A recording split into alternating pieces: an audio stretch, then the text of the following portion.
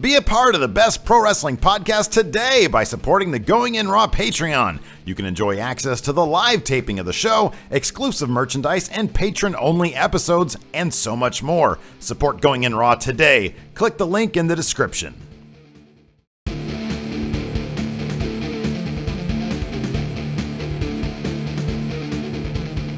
Hey, friendo, Steve here. And listen. No! You swerving son of a bitch! That's not your line!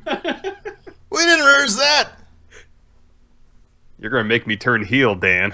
I'm worried about my levels, and I just start off yelling in the entire thing.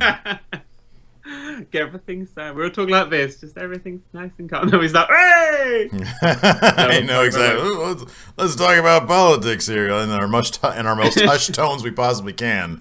And then when wrestling kicks in, we jack it up. Anyways, welcome to Going In Raw, the only pro wrestling podcast you guys need to be listening to. We're available here at youtube.com/Stephen Larson. We're also available on the iTunes, on the Podbean, on the Stitcher, every place where they get podcasts. We're pretty much available. The other people, the other Going In Raw guys, changed their name too. So now we're the exclusive Going In Raw podcast. That was another Going In Raw podcast? In your home country, Daniel. In my home country? You was need it to about keep wrestling or was it about shady things? You got to keep your people in check. It was about wrestling.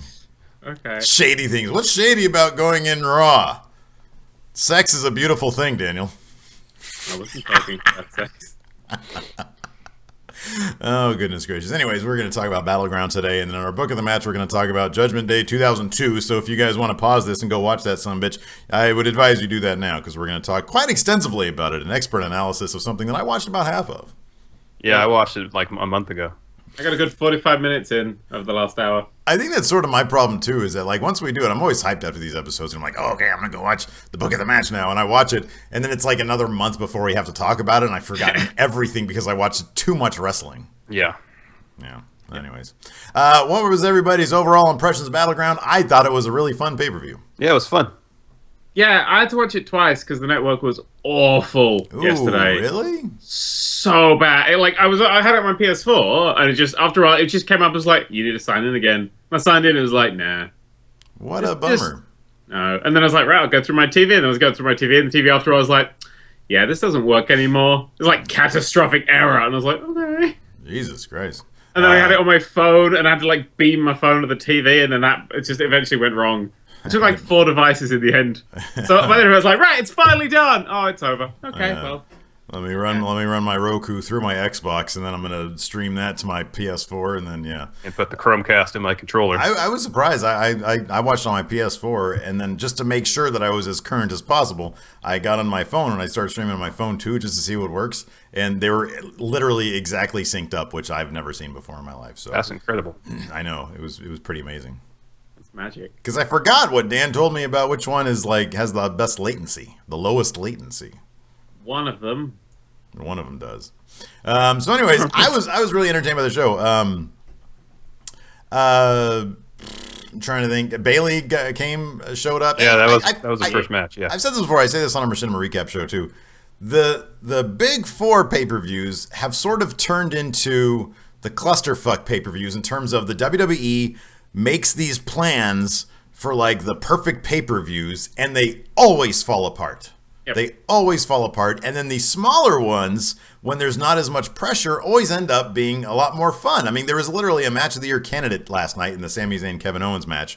Bailey made her debut on the main roster in spectacular fashion. There was a lot to really enjoy about Battleground, and I said this, my prediction is it's going to end up in the end, it's going to be better than SummerSlam. It will probably be better in terms of the quality of the wrestling. Quality of the wrestling, and yeah, I mean, I don't know. It's the SummerSlam picture is still sort of murky, but I mean, do you see Randy Orton versus Brock Lesnar being a barn burner? I don't. I do.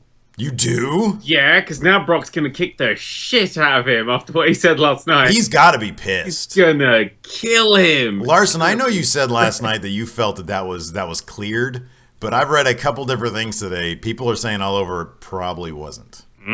If it was cleared, I don't think Jericho would have actually broken. That's my point exactly. He corpsed. He actually like you see it go across his face like several times. Like, don't smile. Okay, I'm smiling. All right. Oh god. You totally made me break character. I thought it was great because what are they going to do to Orton? I said this last night. What are they going to do? Have him job to Brock Lesnar? He was going to job anyways. Brock, go work stiffer on. He was already going to do that. So it's like, what the fuck? Here's one thing though. I don't know if Randy Orton, given his past wellness policy issues, should be making such a statement. No, there's a big difference there though. I'm pretty sure because I'm almost positive that with Randy Orton, it was probably cocaine. No, one of them was. Oh, really? I don't know. I'm speaking totally out of my ass. That's like, that's me cracking a joke. So don't sue me, anybody. Sue him. One of a dick.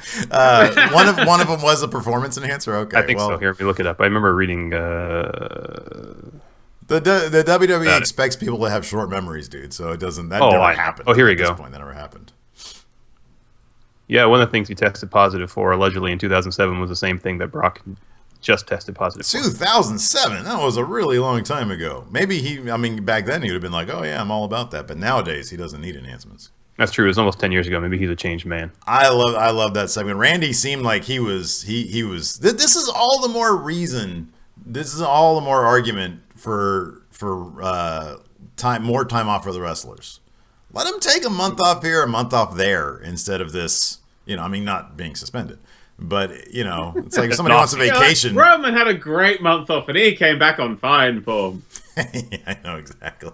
Nobody likes him anyways. But, Randy Orton came back after 9 months, and he looked like $1 million, and he seemed happy, and it was weird because he was getting sentimental with the fans, and I was like, dude, you're supposed to want to punt everybody in the head no matter who they are.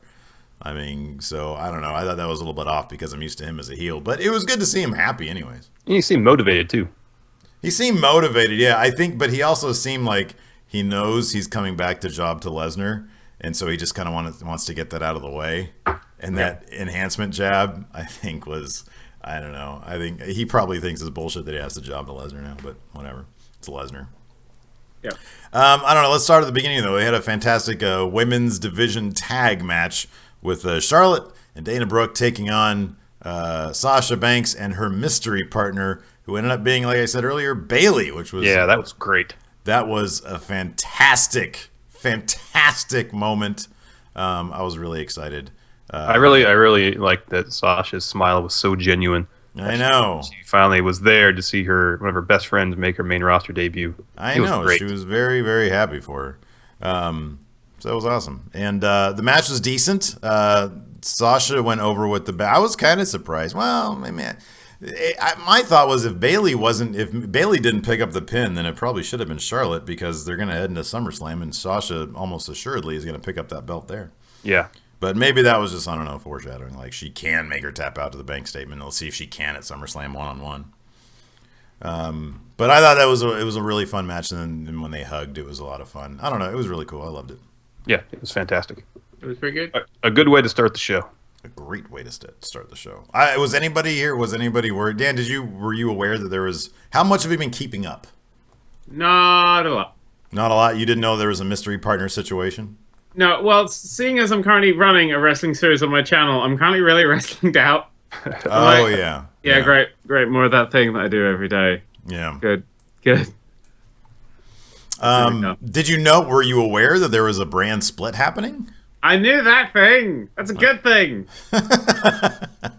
I've been asking for that for ages. Like, that's really interesting, especially because I got rid of the people that I don't really care for and put them on SmackDown. Yay! They took everybody except for Roman Reigns that I don't want to see, and they put him over on SmackDown. And I think SmackDown, actually, when I thought about it, I was like, man, SmackDown really could have used Roman Reigns. Yeah.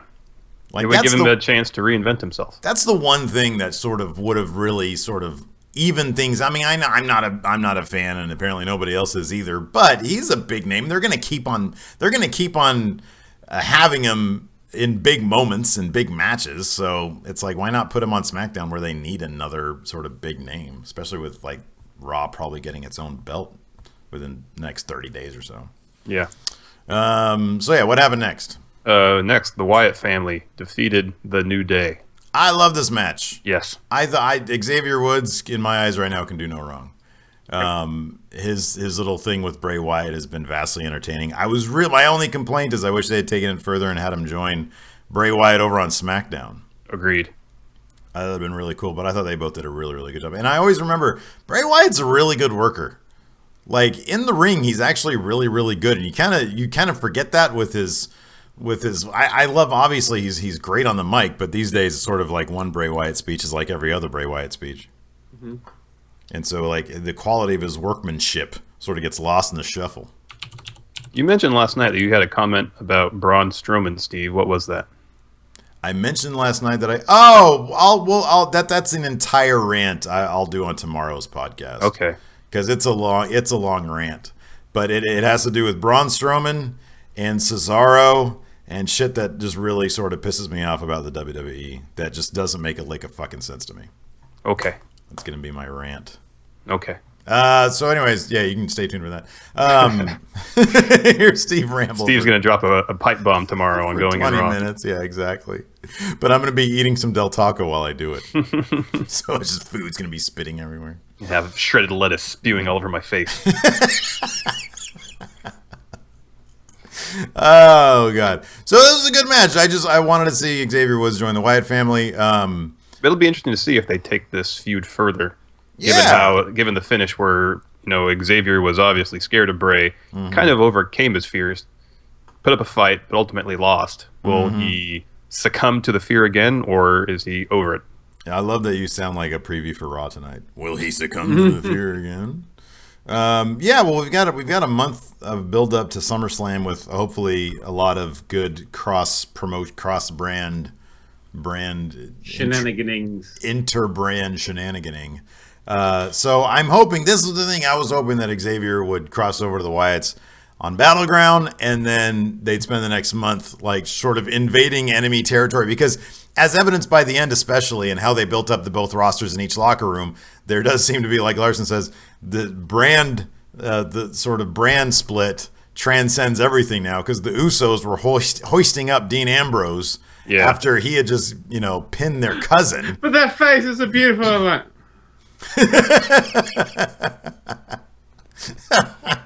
I don't like the heels and the faces just hanging out backstage together. That bugs me more than anything, because when Rusev is sitting there, I guess you could maybe say Rusev is sitting there cheering for the title that he wants to come to Raw. To be on his show, yeah. Maybe that's his justification, but he seems really happy with the U.S. title. And the argument could be made, I think probably even more, that Rusev would want the title to stay over on SmackDown so that he can be the top. Then he's the only champion on Raw.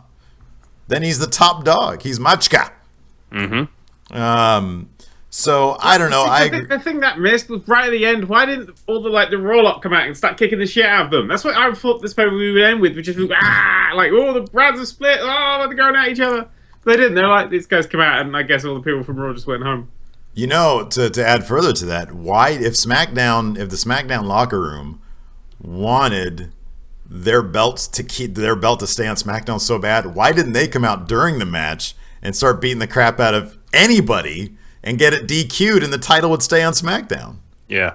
Because you can't do that in wrestling logic. You can't win by DQ. You only win by DQ after 20 minutes of match, just in case of back. Nobody ever keeps it by DQ. I always find the weirdest loophole that no one's using. What if they watch this podcast and just Dean Ambrose watching this? He's like, because I assume he has the title with him all the time. Oh my god! He just gets in the ring like thud. Yeah, but Dan, the title was retained last night by DQ in the horrible IC match. Oh yeah. I'm not even sure why they rang the bell on that one. There was they were out of the ring for all of 3 seconds. That's still not. My network started to go weird, and then I just didn't watch that match. That match was so bad it disrupted the network apparently in Europe. It did. Yeah. So I've that match, we can talk about that real quick, because I was entertained by pretty much everybody in that match, and especially at the end when Backlund went batshit crazy and started ripping his shirt off, and his tooth. I did see that. Yes, I remember now. His tooth came flying out of his head. I honestly think that was Backlund after having to act like a normal person for several months now, finally just being, I can't do this anymore. I have to be myself. And then he just And then he gets lost in his shirt practically. He gets caught in it. Yeah, he started an impromptu match with his shirt, and his shirt busted his tooth out of his head. The shirt went over, huh?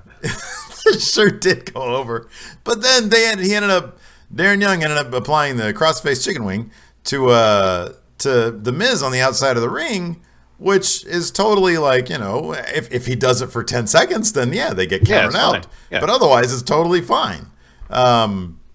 But the ref decided to ring. But obviously, probably I haven't read WWE.com to see exactly what the official justification was. They're probably saying something about Backlund. Did Backlund even put his hands on the Miz at all? It was a double disqualification, apparently. That does not clear that up in any way. Yeah, that doesn't help at all. So in that case, yeah, Backlund didn't do anything because then it would have been a DQ on Darren Young. Then Miz would have won by DQ. And then at the end, Darren Young was like looking at his hands as if he had these really powerful hands, which I thought was actually a really cool moment. Had he used them to do something productive? Yeah. So I don't know. Yeah, so that was a clusterfuck. I like Maurice though. She's cute. She looks like she's having fun. Whenever somebody looks like they're having fun, I'm really into it. Yes. And they had that eyes wide shut those eyes wide shut masks on. That made me hope that we were going to see a Ms. Maurice live sex show in the middle of the ring. Then it'd really be going in Raw here. No takers. Okay, what's next? Mm-hmm. I have a question. Yes, when was the last time the Wyatt family won at a pay-per-view? That's not the noise you should make when it comes to like the powerhouses, the Wyatt family. Well, last pay-per-view thing was WrestleMania, right? And they lost there with their thing with The Rock. Oh, God, yeah. Okay, before that was Roadblock, the network special, loss. It's been a while, I think, is the point. They didn't win the Royal Rumble. That's a loss. What about in the early days in NXT?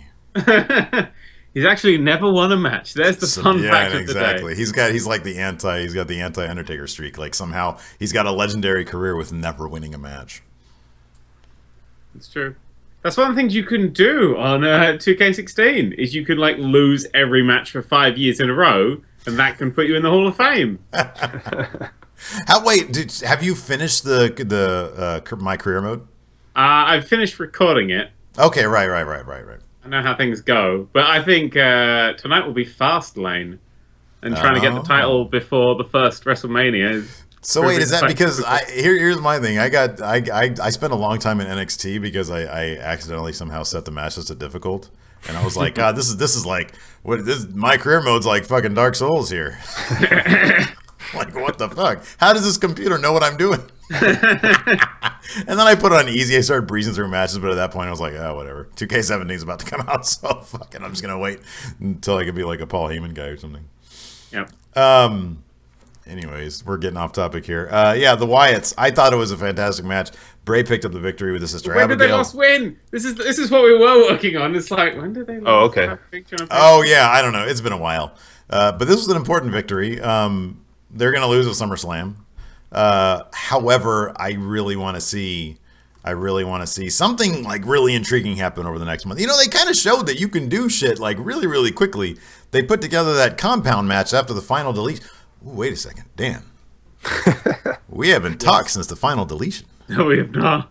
Have you seen the final deletion? I have seen the final deletion. It made me love wrestling all over again. Thank you very much. It's amazing. It is fantastic. You got to check out the aftermath too. They're still doing that shit. Oh and there's a brilliant aftermath where like Matt Hardy goes out on his dilapidated boat, and he goes to like throw all of the material remains of Brother Nero into the lake, and then Vanguard 1 shows up with a shirt and drops it on him and it says, "Thank you, Vanguard 1. You always cover my bases." And it goes on, and it's amazing. Matt Hardy is a fucking next level right now. I have to now watch all of that.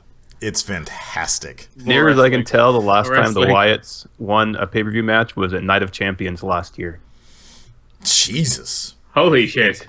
Yeah. My belly box is broken. No, I take that back. They won at TLC last year. So that's December last year. Yeah. That's been a First while. time the Wyatt family has won a pay-per-view match. Yeah, that's been a They while. were like the poster for one of them. Why didn't they win that? I think they were a poster for a pay-per-view they weren't even involved in. They're on a poster for Payback. Yeah. They're not even on the card. Yeah, that's your Wyatts.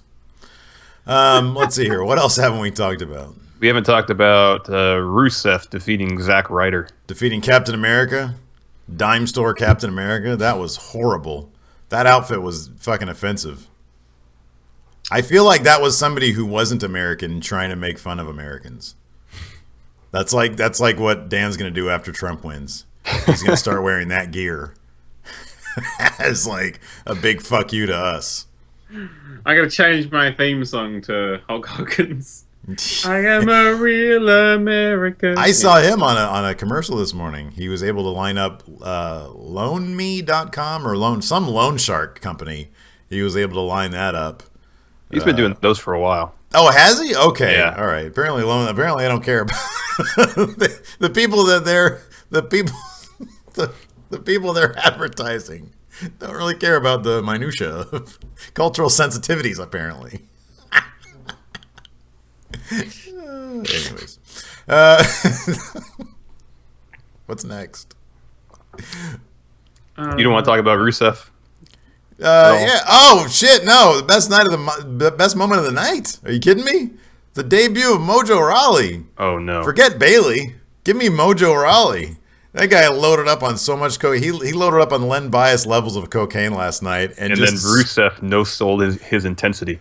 I think, you know why? I think Rusev understood that if he made any sudden movements, Mojo's heart would explode. Because you can't do that much cocaine and not have your heart explode after that much activity. It would have literally exploded out of his chest. Oh, God, it was so fucked up. Oh, yeah, but anyways, Mojo Rawley came running out. Yeah. It was hilarious. Yep. Do you want to talk Sami Zayn, Kevin Owens, match of the night? Maybe match of the year? Yeah. Match of the year, maybe. Yeah, match of the year. It was good. Yeah. No, it was great. Oh, it's good. It was fantastic. It was, yeah, like you said, it was match of the year. Like the story they told, I thought also like the TV direction was amazing. Like everybody always shits on the TV direction, and you know, with good reason.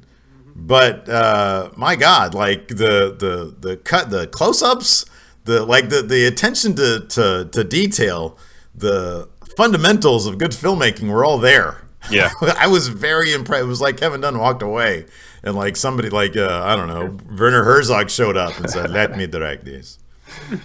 I like that moment where Kevin Owens was slapping Sami Zayn and kept saying, "Don't make me do this. I Don't know. make me do this." I know. I loved it. They were mic'd up at the right points. And then the finish was great when he gave him the setup for the second Aluva kick was fantastic. Just everything was so well done in that match.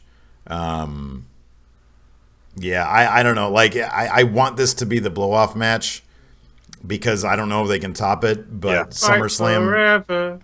Well, yeah, I know Fight exactly. Forever. I like SummerSlam. I wouldn't mind seeing some other variation on this match, like an Iron Man match or something. I don't know, something or like quit match or something like that. They could. I mean, they look whatever they give these guys, they'll turn. He even turned the botched move into part of the story. Like you know, he landed on his arm awkwardly with that weird bounce off I was like, I wonder if that was. I think if the busted arm played into the finish of the match, then that probably would have been proof positive it was that it was a worked botch. Because I think he's professional enough.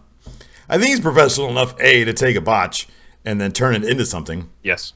But also I think he's professional enough to do a botch that looks real for the sake of the story. So I don't know I don't think it was because it didn't play into the finish of the match. I'm just saying if it did, I think that in that case I'd have been like, okay, he did that on purpose. But because it was just an awkward, weird looking. Did we ever find out? Did Big E die last night? Oh yeah, he hit his head pretty hard. I've always said he is the last person who should be doing that move. Yep. You do not spit like that. Giant body of his should not be going head first through the ropes Hang on, I'm Googling it. Yes, he died. Okay, all right. Well, breaking here, exclusive to Going in Raw. Big E Langston has passed away. Yeah. They have vacated the tag titles. No. They can still do it because of the Freebird rule. Well, the Freebird rule only applies to 3 people. Well, there were 3 of them, and now there's 2. They need to add a third. The Freebird throw-on, as I believe they're calling it now. Yeah. So anyways, that Kevin Owens Sami Zayn match is absolutely outstanding. I want to see them go again at SummerSlam. It makes me wonder if they're going to have. They made such a big deal about this being their blow off. I would be kind of surprised, I think, if they, both were like, okay, we're gonna keep doing this at SummerSlam. But on the other hand, I guess I wouldn't. I mean, and then of course, maybe now is the time to force them into a partnership together. That could. Man, I don't know. I don't want to see them in a tag match at SummerSlam. After SummerSlam, you can do that. Tag match. Have it 2-on-1 against Brock Lesnar. Ever since Randy Orton was found mysteriously killed in the car park outside Battlegrounds, that is the perfect time. Yeah. To get them to. That's what Lesnar should be. He should be the sort of just a boss fight where you need more than one person to try and take him down. It'd be perfect. They have to work together and overcome things. But they start fighting and then Lesnar can take advantage. Or, I should start writing wrestling. I don't know where I was now. Next match was Natalya versus Becky Lynch. Oh God, those poor girls. They had to fight. It's funny too because they tried to give them some breathing room between the Owens Sami Zayn match because they cut back to the panel. And we got to see Jerry Lawler sit there like completely humiliated. They took him off live commentary. Hey guy. And then that match happened, and there's just nobody cared because it was like, man, everybody's so exhausted and spent emotionally from that Sami Zayn match. I remember I stepped out of the room for that match for a few minutes, but when I came back, it was over. So I thought it was really short. According to, this is Wikipedia, granted, that match was 9 minutes long, longer than the IC title match, longer than Rusev, Zack Ryder, longer than the Wyatt family versus the New Day, longer than Sasha and Bayley against Charlotte and Dana Brooke. It was longer than all those matches. That can't be right. I didn't think so either. Maybe they're including the panel discussion. Maybe between, because I don't. Yeah, that's really surprising. Like when you said Rusev, Zack Ryder, I was like, okay, maybe. You said IC title, okay, yeah, maybe. But the other ones, I don't. That can't be right. Said it was, according to this, 9 minutes long. It has to be including. I'm gonna measure it later on. Okay. The ruler. Yeah, with the ruler. Exactly. 10 minutes. 3 seconds. Fuck you. The Wikipedia is wrong. I can't remember a single thing. How can about that possibly be? Yeah. Anything else before we get to the main event? Well, yeah, there's the John Cena and Enzo and Cass against the Club. We didn't talk about that yet. That's right. We got another great. I can just listen to Enzo. Apparently, John Cena can too, because he looks tickled the entire time Enzo's talking. Yep. And everybody's, the thing that cracks me up, and I love it, because when Enzo got that concussion right after their debut, like in their first pay-per-view, like Cass was thrown out to the wolves and had to do his own promos and stuff. And ever since then, he has looked so much more comfortable just being out there in general. Yes. And to see him legitimately get a kick out of Enzo, and he doesn't try to hide it. He doesn't try to like keep a straight face or like I'm the big guy, so I'm the tough guy. He doesn't try to do any of that. He just goes out there and gets a fucking kick out of his buddy doing all this stuff, and he always seems to be amused by it. Every once in a while, he's like, "All right, dude, you need to stop because I need to talk now, and we need to get this show on the road." But him and Cena both just sort of expressing like legitimate amusement is just it's absolutely delightful to watch. Yeah. Somebody mentioned. Go ahead. I was say it was a nice touch, especially with Enzo's promo, and then on his ring gear he had the poo emoji. Oh, he's had that before, and it makes me laugh so hard. Oh, it's always on his butt. Yeah. Oh my God, it makes me laugh so hard. It's so stupid. It was great that he tied it into his promo, though. It was well done. Yeah, I know. I like that he called AJ soccer mom. I mean, he's done that before, but it's freaking hilarious. That when Cass was delivering the soccer mom promo, going over bit by bit what he's gonna do, that was great. Cool thing is we're gonna see Finn Balor tonight on Raw. Has that been confirmed? Well, Raw said on the Raw's preview. They didn't say this on their preview thing. The rundown. Raw has gained sentience. Holy shit! Oh, we're getting a new Raw and SmackDown logo this week too. That Raw one looks horrible. Oh, I like it. I like it. It's because the problem is there's no. It's kind of like when DC Comics unveiled their new logo, because they integrate it with like whatever the branding for their product is. They integrate it with that, and so it's like they change it up, so it's not just flat. I think it'll look good once it's like rendered and stuff. I'm gonna have a look. Oh my god, that's horrific. Ram. Why is it a W? Why that's not a W? It's an upside down M. Let me get in RAM. What was I talking about besides the logos? Oh yeah, we're getting a new. I wonder if we're gonna get a new Nickelback song for Raw tonight too. Oh, I hope really not. For that. No. And they say that a hero will save us. Fuck. What was I talking about before the logos? The tag match. Soccer moms. Oh, Finn Balor. Yeah. Okay, yeah. The Raw, yeah. The Raw rundown said, "Are we going to see Finn Balor and Nia Jax make their debuts tonight?" Which means they're going to make their debuts tonight. Yeah, I was actually really surprised that Balor didn't come out last night. You know what, man? You know what that means? You know what that means, right? He's going to be babyface. Yeah, I know. Oh yeah. See, I was hoping since Are you like saving your words or something? Who, me? Yes. Yeah, I'm saving all my words for Judgment Day 2002. Okay. That's a pay-per-view I'll that let you deserves take lead on quality that. analysis. Okay. No, I was kind of hoping he'd come out because the club, or at least Anderson and Gallows, were wearing red trimmed gear. Yeah. Yeah. I guess just because they're on Raw. Because they're on Raw. Yeah. Yeah. No, I think it's because they're gonna have Finn Balor be just like your straight up babyface guy, and he might have some interaction with the club, but they're heels and he's not, and I don't think they want to push him as a heel, so I don't know how they're gonna reconcile that. I would fucking love for him to join up with the club, and it's obvious as fucking can be.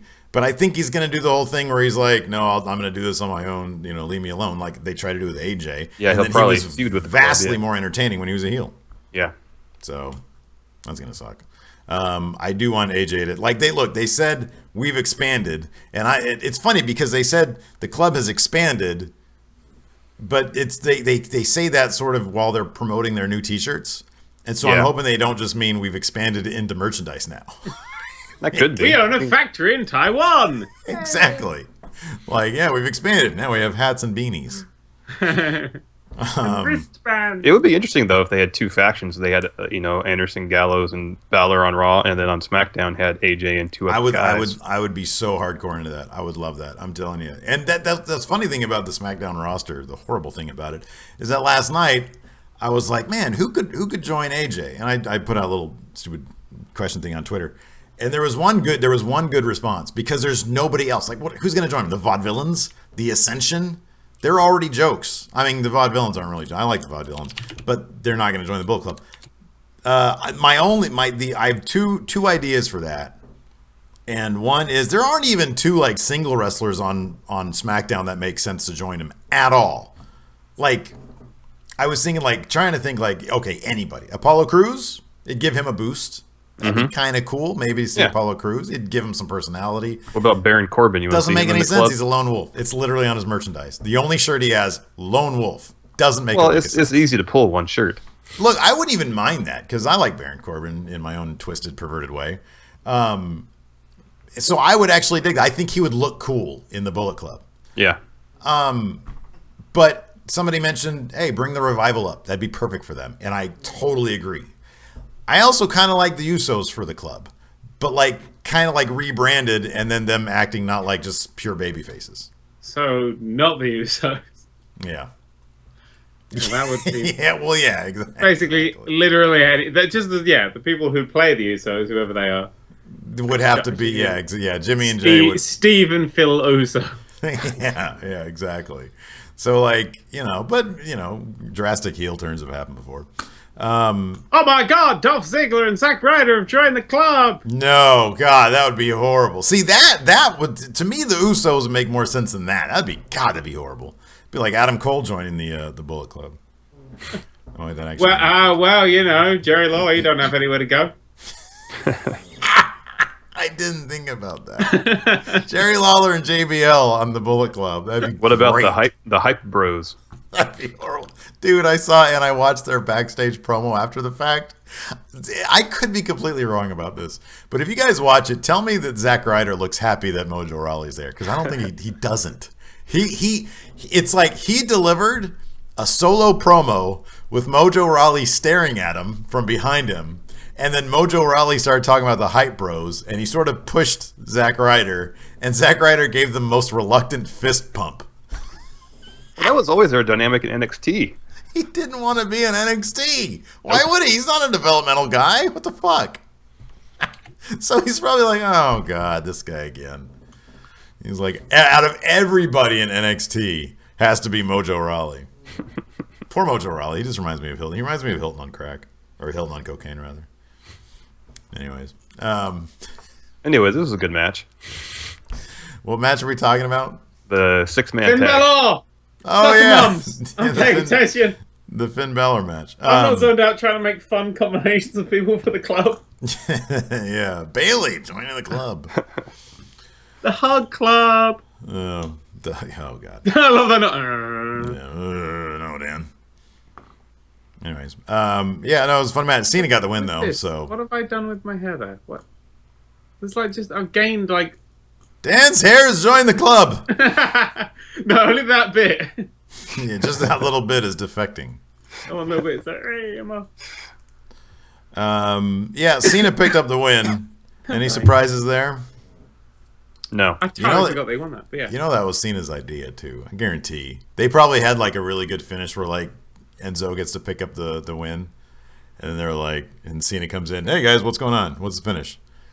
Oh, Enzo picks up the win? No, it's no good. No, John Cena always wins. That's what he said. That's what he literally says. He says, no, here's the thing. John Cena always wins. Just starts pushing F5 on their keyboards. Yeah, I wonder what Oh, he does the AA, not the F5. Oh, it's the same move. Doesn't work. AA on the keyboard. Oh, man. So, yeah, John Cena won. But otherwise, it was fun. You know, we got the big Enzo and Cass promo at the beginning. Although I wish they would include. I do wish, because look, say what you will about Cena, when he wants to spit on the mic, he can spit on the mic with the best of them. Ugh. And so, including him, like Edge and Christian used to include Kurt Angle, I think would be very wise to do, because I think they could all be very entertaining. And then, do we have anything else besides the main event? No. All right, the main event. The Shield triple threat that we've been pining for years. Very long time now. Ended with Dean Ambrose pinning Roman Reigns cleanly in a pretty good match. Yeah, it was a really good match. Notable for everybody still hating Roman. The only time Roman got cheered is when he was getting beat up. Even Dean and Seth. Even they was just like shab him and everything. Hey! Put him through a table. Hey! And everybody cheered. This poor son of a bitch. I'm getting to the point where I simply just feel bad for the guy. Because I hate him even more now. I like to follow the crowd. I hate him even more. You hate even more. Why? Because more. Like the crowd hates him. Seth and Dean hate him. That just makes you hate. That doesn't make you sympathize with him at all. No. No? Why? Explain yourself. Well, you know when he had that turnbuckle powerbomb done to him. And his immediate reaction was to fall down on the floor and go, I'm in pain. Actually, it wasn't. His immediate reaction was to just land and perform his finisher. Oh, he doesn't sell anything. Yeah. He doesn't. No, he doesn't.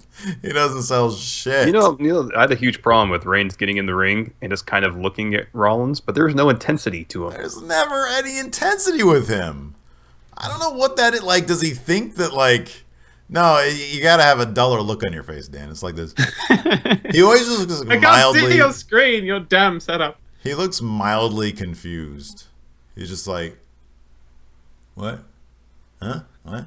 Yeah, I didn't take my pills today. I'm not allowed to take my pills anymore. I'm not allowed to take them. So, what? What? Roman. Yeah, he Roman. does look like he's just in his head like... Focus. Your familiar face. It's just gone. Yeah. Like you could just in his head, he's playing like music when you're on hold, just like permanently in his head. Yeah. Yeah,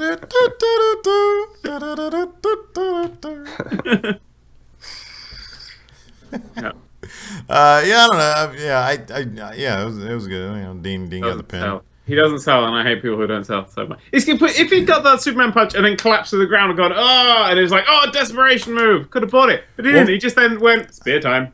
No, look, the big thing even was the table spot, and then when he finally recovered from that, he wasn't he should have been continually selling that. Yeah. And then the announcers would then make that part of the story. Oh, his ribs and back area, his lower back area, his whatever. Yeah, he's still, he's taking so much punishment tonight. Look at how he's persevering. But no, it's like, powerbomb through a table. It's like going out and eating a sandwich or something. Like, it's just he's just stocked with super potions. He's like, and I'm fine.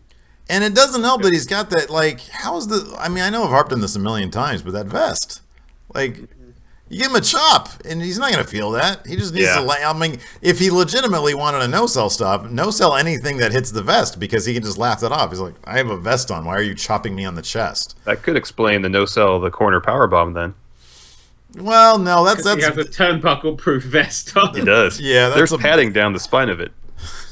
You see, that's the thing. If they ever go into an Iron Man match, he will come in dressed as Iron Man in just a full suit of metal arms. Yeah. I don't know. And we'd still boo him. And he'd still deserve it. He needs to, for me to turn around to Roman Reigns and like him, he needs to just come in naked and sell everything. Buck naked. Tell me you wouldn't cheer for Roman Reigns. Tell me you wouldn't cheer for anybody if they came out buck naked. That takes balls. Literally. Larson just squirming over there. I'm not squirming. I don't like any of this. We should be on topic. Why are we not on topic? On topic. So anyways, and then I like that they all celebrated. Like Lex Luger just got the count out victory on Yokozuna. Yeah. That was great. And of course, whose fucking mug was like most prevalent on the camera during that entire sequence? Who came out first and was just like mugging at the camera? Fucking John Cena. That's who. It's like, dude, you get enough camera time. Everybody knows who you are. You're probably the most well-known, recognizable WWE guy ever at this point. You hosted the ESPYs. We all know who you are. He hosted the Today Show this morning. See, and then and you know what's going through his mind is, okay, I'm gonna get this belt two more times. He's like, celebrate now, Dean, but I'm gonna book our finish. The second ratings don't pick up, guess where that belt's going. Exactly. Yep. Yeah, and he's got a point. When he's champion, the ratings go up. Kinda. They do a little bit. They do though. Up is up. Oh yeah. Dean won, and SmackDown gets their belt. They have a horrible roster, but they have the belt. They kept calling it just the WWE belt during the. Yeah, they've eliminated the word. Because that means they're going to do the World Championship on SmackDown. On Raw. They started doing that. SmackDown gets the other belt as well. Yeah, they get both. They get both titles. On Raw. Sorry. Oh, we assumed someone from Raw would take this because they've got all the talent. But all right. Yeah. Oh well, they put the big blue fist on it and everything, so you've got to have it. Actually, a belt with like a giant blue fist. That would be really cool. One of those like Hulk out. toys that they've just spray painted blue, so it's huge. But they should have like a telegraphing arm that comes out, so if you press the button, it actually lunges forward and punches. Yeah, but it's like spring loaded. I should say telescoping arm, not telegraphing. No, it's not telescoping. It's spring loaded, so it comes out, but then it limps down. There you go. If Roman did his Superman punch with the giant blue belt, like with a fist on it, like power Superman punch, that's what it would take me to like Roman Reigns. But naked as well. And naked, yes. Let's clarify, naked. But then he's naked. He puts on the belt. It's spring loaded, and so it just sort of dangles down and covers his dick, so that the sensors don't go all crazy. I think they go slightly crazy. Maybe because he has to take the belt off at some point. He just comes out with a fist on his dick. Tell me that wouldn't get him over. Got a fist coming out of his dick. Oh, God. That'd be amazing. But then it's just comedy because every time the camera cuts to the other guy, you just see Roman's ass. That, oh my God. That to me would be even better. But like it's obvious that he only tans like with his like shorts on because like his ass is like just hella white. I mean, I know he's not a white dude, but still, it'd be funny. It'd be whiter. It's just white, yeah. He actually is a white guy, and it's just very careful tanning. I really like the idea of just Dean coming out and like fist bumping him on the dick. Very fisties. And he's got like a really white dick. Or like the Shield gets back together while he has that belt. They all have to and they all do the thing. And they all have to put their fist down the dick belt. Oh, God. All right, we're pretty much done now. We're done here. All right, you want to talk about Judgment I just Day noticed that Dan's 2002, wearing his freaking WWE shirt, his Lesnar shirt. Am I? You just noticed that? Eats Paul sleep, Heyman shirt. promo, repeat. It's my Paul Heyman What a shirt. nerd. I have quite a few. I've got quite a lot of WWE shirts now because they're really fucking like- good quality. Like when we went to go test 2K or do the pre-play 2K16, Greg Miller was wearing his I'm a Paul Heyman guy shirt. I got my bootios up there. It's, Oh, did you buy Bootios? Are they available yet? I did. Well, no, I've just got the one that came with a T-shirt. Oh, that's right. They got the real ones coming out soon though. Yeah. Do But they're like from they some will other... not sell in this country because you have very different rules on sugar to England. You guys are so uptight about everything. Guns, sugar, jeez, what else? My goodness gracious. We're not fans of diabetes or getting shot. We love that shit over here. It's our favorite thing to do. Well, I'm aware. Let's put some soda machines at all the elementary schools. I know. Jesus Christ. That was Battleground 2016. Let's talk about Judgment Day 2002. Yeah. I only really wanted this. Dan, you said you wanted more Edge and Kurt Angle. Mm-hmm. And you got more Edge and Kurt Angle in this one. But I think more importantly, we got Rob Van Dam versus Eddie Guerrero. Yes. Which was a fucking God. I love Eddie Guerrero. We got a lot in this pay-per-view. We got Booker T's asshole. We got and you know what was really cool too? During the draft, the draft like post show on the network, the Golden Truth joined the panel and Booker T was there. And to watch Booker T and Goldust, and Booker T was saying, this is bringing back memories for me, and it was all just, I don't know, it was so much fun to see all these guys sort of talking, they're just talking, and Booker T he's just the most pleasant, he seems like the most pleasant individual there is, and we got to see some great Booker T Goldust stuff. And it culminated with Booker T's ass showing up. That's what I loved about Booker T's NWO days, is that they were very short-lived, but he made the most of them. Yep. Like You think he had a fist on his dick? Dan, we're past that already. We're past that. I'm never You can't bring up old shit now. I think that should be like the logo for this entire. I really believe that That's the new Going in Raw logo is the fist belt. Yeah. Fist dick. You need to, Dan. You need to go back and re-record a vast majority of your WWE series and give your guy. What's your guy's name again? I forget. It's it's Scipio Africanus. That's right. Just a Roman general that fell through time because that's the first idea that came to my head. You need to give him the dick belt, I think. Somehow, some way. If he even wins a belt. He did not. He kind of went from NXT and like immediately got the NXT belt and then went to the main thing and chased the main roster, which is the main belt, which is being held by Brock Lesnar, and is not having a great time of it all. It's good fun. Well, if he fails to capture the main belt, just make your own belt. Yeah, the dick belt. That's Just what I give mean. it to him. That's the most- finale. It's the most powerful belt there is. It's erect. It's no, it's not. That's the great thing about it. It's never erect. Maybe behind it is. All right, Larson, take us through Judgment Day 2002. All right, first match. Eddie Guerrero defeated Rob Van Dam. I already said it's a great Retained match. for the Intercontinental Eddie Guerrero title. is like the Great best. match. He's the best storyteller out there. Like Yeah. all that shit he'd always do with the refs, and it was always different. And it was always fun, and Eddie Guerrero's just the fucking best. Yeah. Next, Trish Stratus with Bubba Ray Dudley defeated Stacy Keibler with Reverend Devon and Deacon Batista to retain the women's championship. This is before they did. What's a good segment for Let's Get Batista over? Oh wow! Because that's what they apparently. They were like, okay, I got a great way to get Batista over. Let's make him like a deacon under Reverend Devon Dudley. Oh, that's a great idea, Vince Russo. No, Vince Russo was at it. He wasn't with the company at the time. Yeah, he wasn't with WWE at the time. No. Any comments about this match from anybody? I don't remember a lot of it, to be honest with you. I remember it was who? Trish Stratus versus who? Stacy Keibler. Oh yeah, that was never going to be a good match.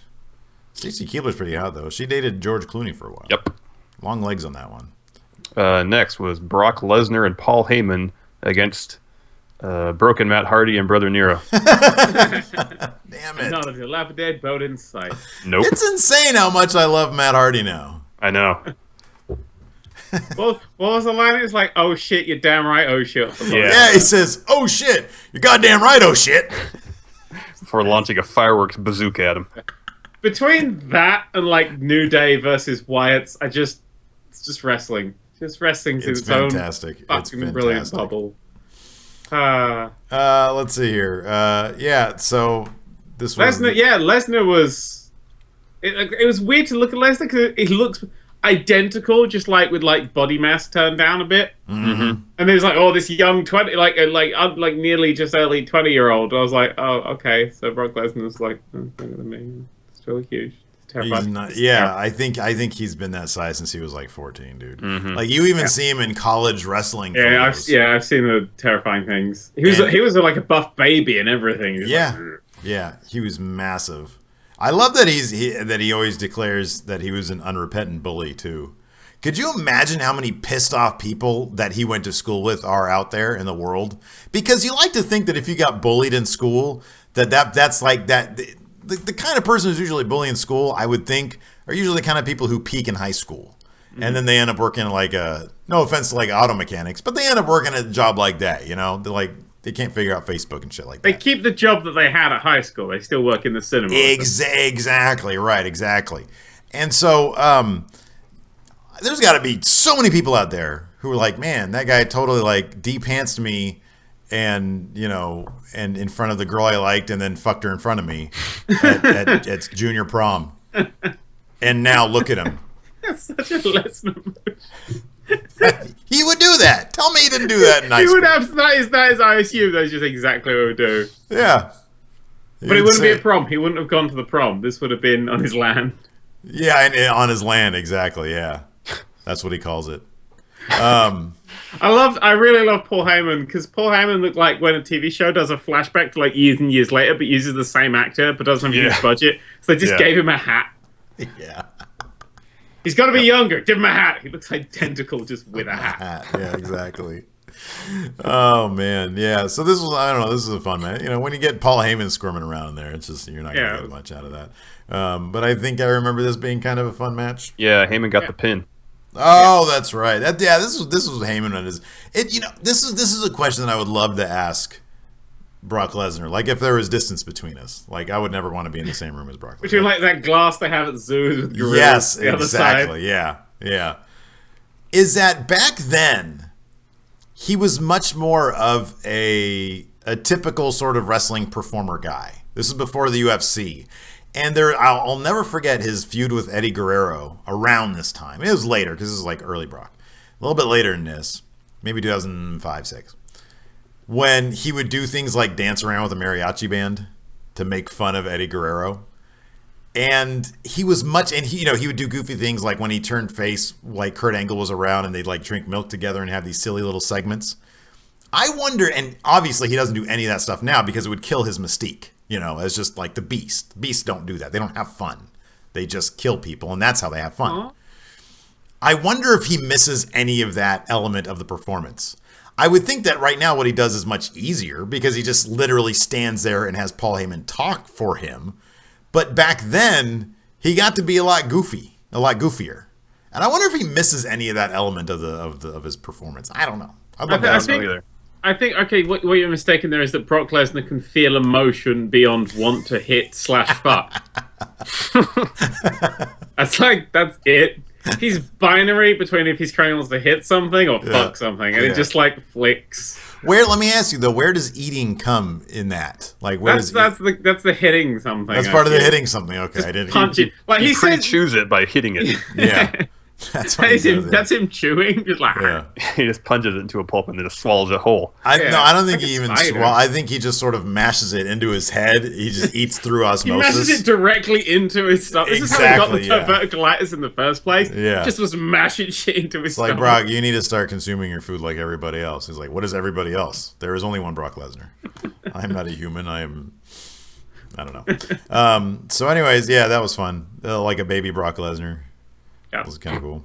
Next, Stone Cold against The Big Show and Ric Flair. Well, I like this. That was operatic almost. Well, it's The Big Show. It's like he's coming down the stairs at a very fancy do. Well, it's The Big Show. It's like the old voice who used to do the BBC preamble thing. You're watching The Big Show. Yeah.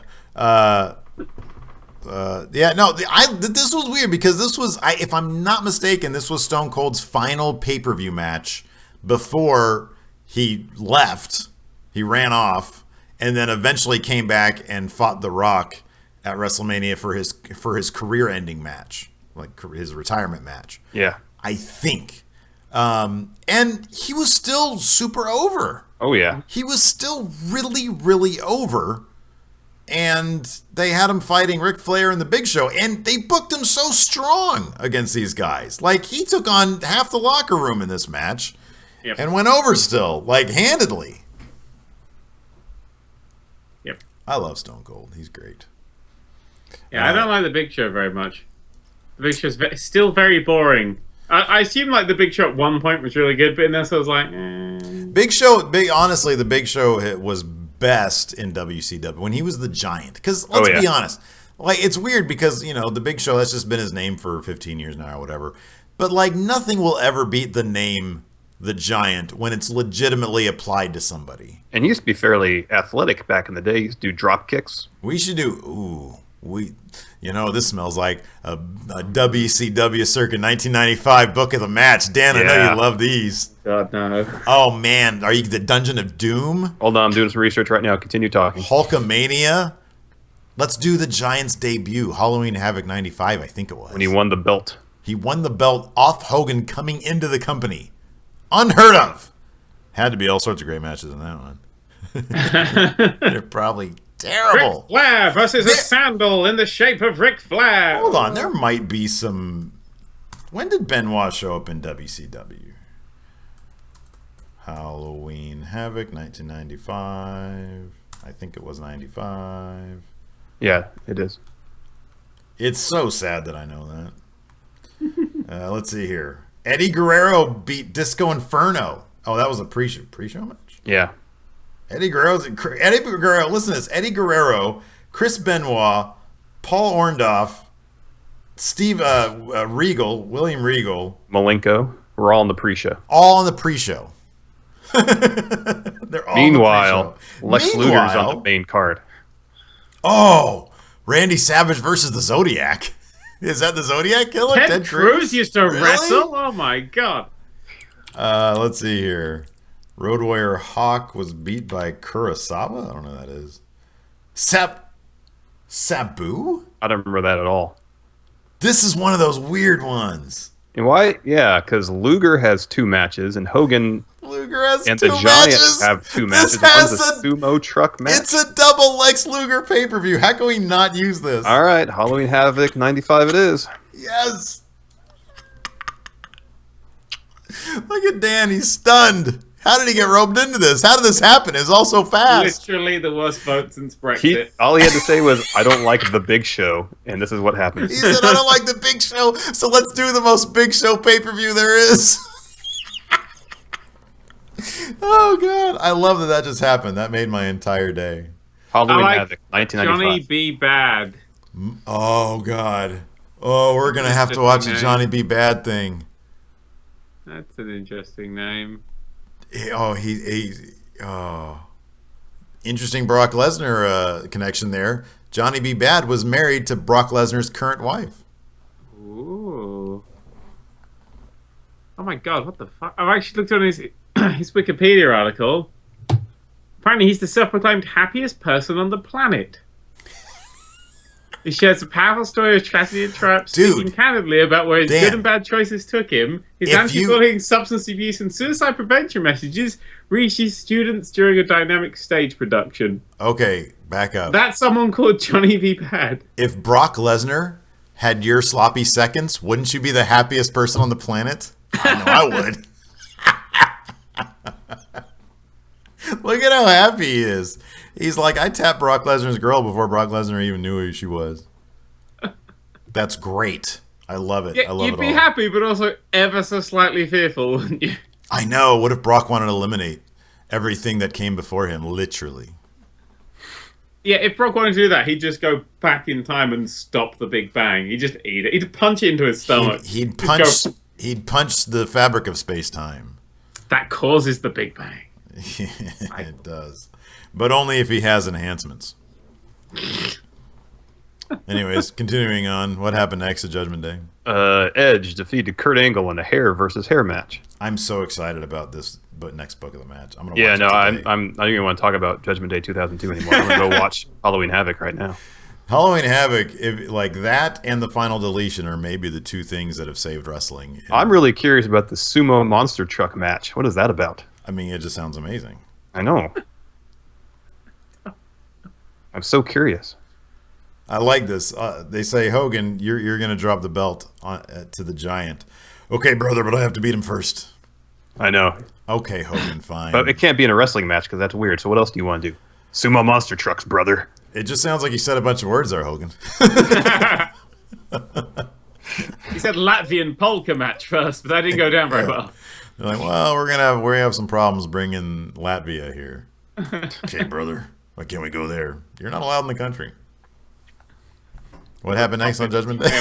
Oh, it was Edge and Kurt Angle. The reason we watched this pay-per-view. The entire reason we watched this pay-per-view. And then, interesting fun fact about this, Edge lost his hair in this match because he lost. And then Kurt Angle lost. I'm sorry, Kurt Angle lost his hair, and then when he debuted his bald look is the exact same moment that John Cena showed up for the very first time. Ooh. And said, ruthless aggression. I've seen that. And then, I've seen that in the historical archive. 26 years later, John Cena's still winning matches he shouldn't be winning. Because he always wins. What happened next? Triple H defeated Chris Jericho in a Hell in a Cell match. Yeah. It started out really slow, and then by the end it picked up okay.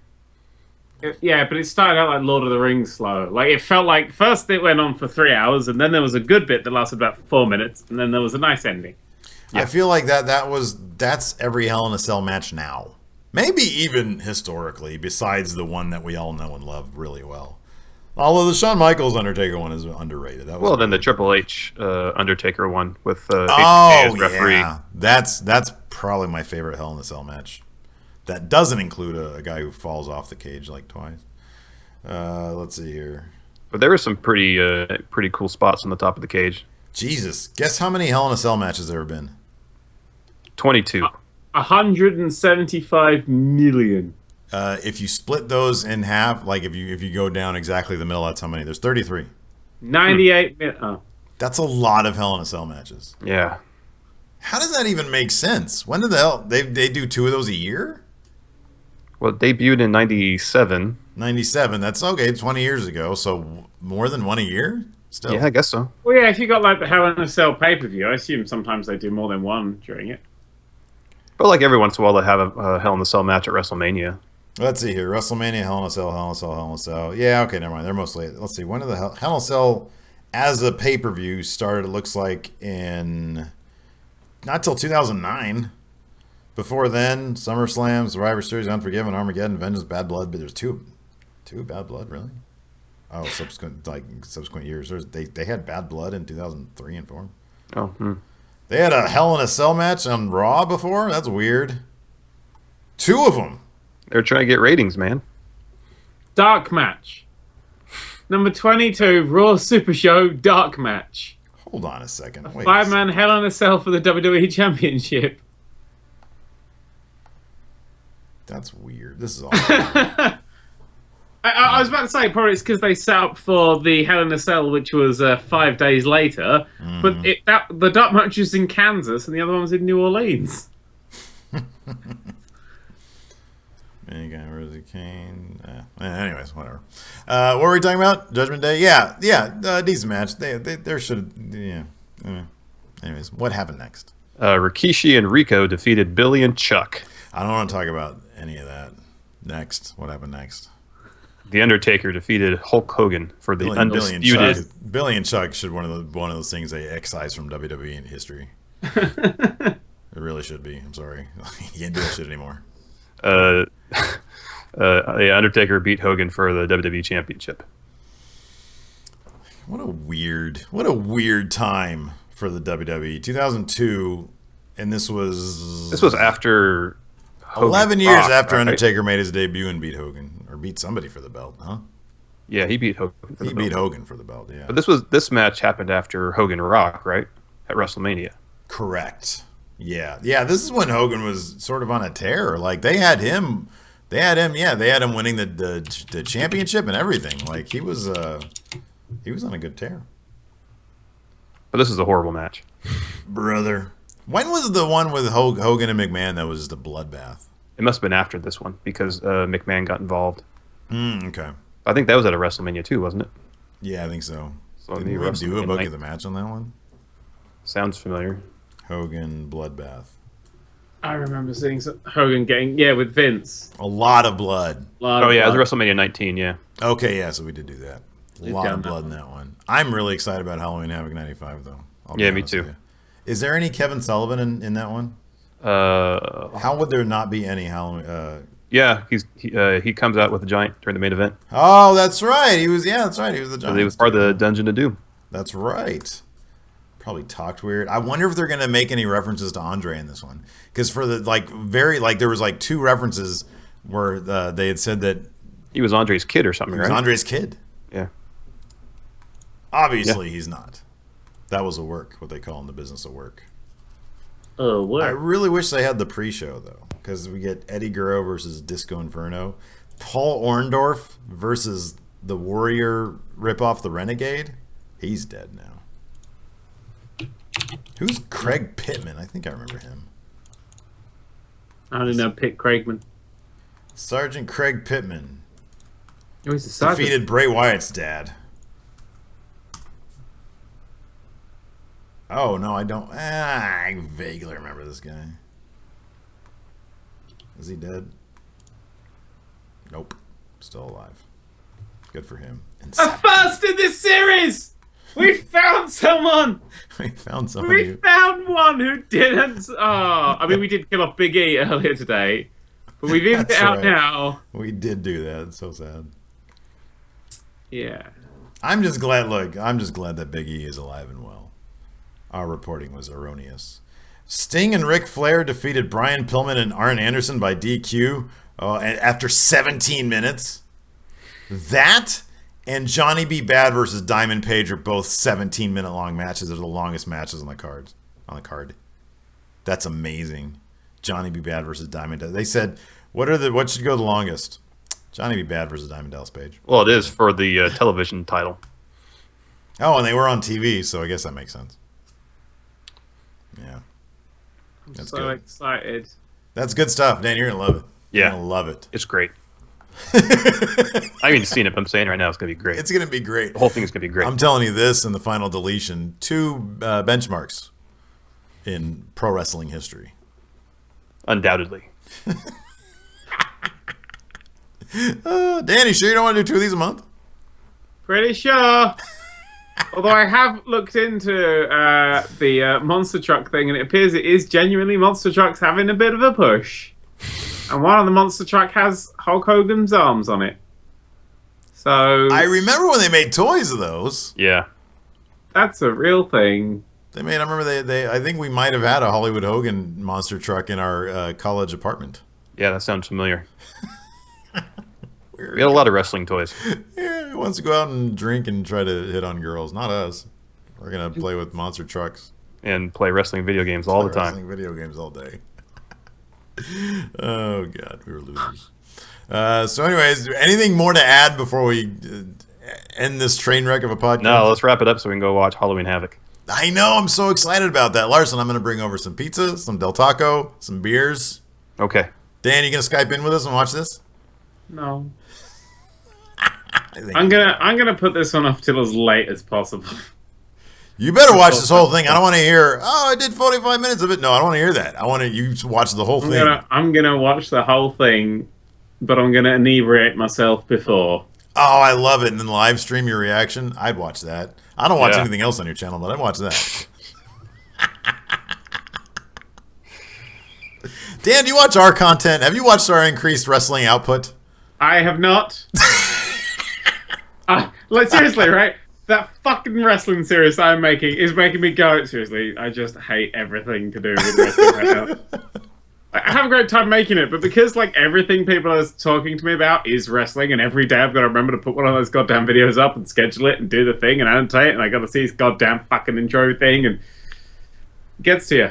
I'm kind of now, like, I start to hate the guy. I start to hate the guy that I've created. Yeah. Like, he's now my Roman Reigns. I just hate him and I want him to lose. That's good. Maybe I love it. That's perfect. Like, the show will end if whether he wins or loses on the date that I set. Can we do like a reaction show, like a comment? Like, can we add your My Career mode to our wrestling coverage on our channel? You can if you want to. Are you gonna copyright strike us? I'll tell just I don't want to spoil too much, but I will say that the WrestleMania match is interesting. We might have to do that then. You know when 2K16... Can we make that our book of the match for the next month? the entirety of Dan's wrestling series? Yeah, exactly. I've already watched that way. Yeah, you know when 2K16 goes wrong? When it goes wrong at WrestleMania, that you've been working towards for an entire series. Oh, I love it. I love every second of it. We might have to do that. We'll do a reaction video to Dan's WrestleMania we'll add it video. to our continuous coverage. How long do you project the series is going to last? It should be lasting till early/mid-August, so it hasn't got very... It's either got a few episodes or a couple of weeks, depending on how much I extend it by. Time to hop on that train right now, I guess. All right. I'll put it while it's hot. All right. Well, we'll be back tomorrow night for our regular Going in Raw episode, where we sit here and we do the exact same thing, except without a British guy. And Dan, I want to say thanks again for coming out. And yeah, we'll see you. What is the next pay-per-view? SummerSlam. That's right.